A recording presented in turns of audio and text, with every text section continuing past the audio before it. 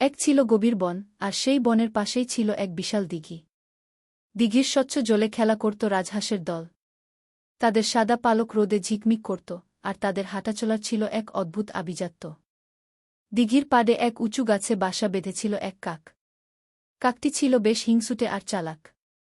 সে রোজ রাজহাঁসদের দেখত আর মনে মনে ভাবত, ইস, যদি আমিও ওদের মতো সুন্দর আর সাদা হতাম। একদিন কাকের মাথায় এক দুষ্ট বুদ্ধি এল। সে ভাবল, রাজহাঁসরা যেহেতু জলে থাকে তাই তাদের পালক এত সাদা। আমিও যদি ওদের মতো জলে ডুব দিই তাহলে হয়তো আমার কালো পালকও সাদা হয়ে যাবে।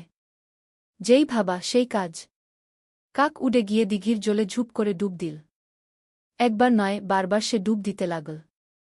কিন্তু হায়, তার কালো পালক একটুও সাদা হল না, উল্টো কাদা আর ময়লা আরও নোংরা হয়ে গেল। এদিকে রাজহাঁসেরা কাকের এই কাণ্ড দেখে হাসতে লাগল। একজন রাজহাঁস মৃদু হেসে বলল, আহা কাক ভাই, আমাদের সৌন্দর্য আমাদের রঙে নয়, আমাদের স্বভাব আর পবিত্রতায়। তুমি যতই জলে ডুব দাও না কেন, তোমার পালকের রং বদলাবে না। কাক নিজের ভুল বুঝতে পারল। সে লজ্জিত হয়ে সেখান থেকে উড়ে গেল। সেদিন থেকে কাক আর রাজহাঁসের মতো হতে চাইল না। সে বুঝল, নিজের মতো হওয়াই সবচেয়ে ভালো।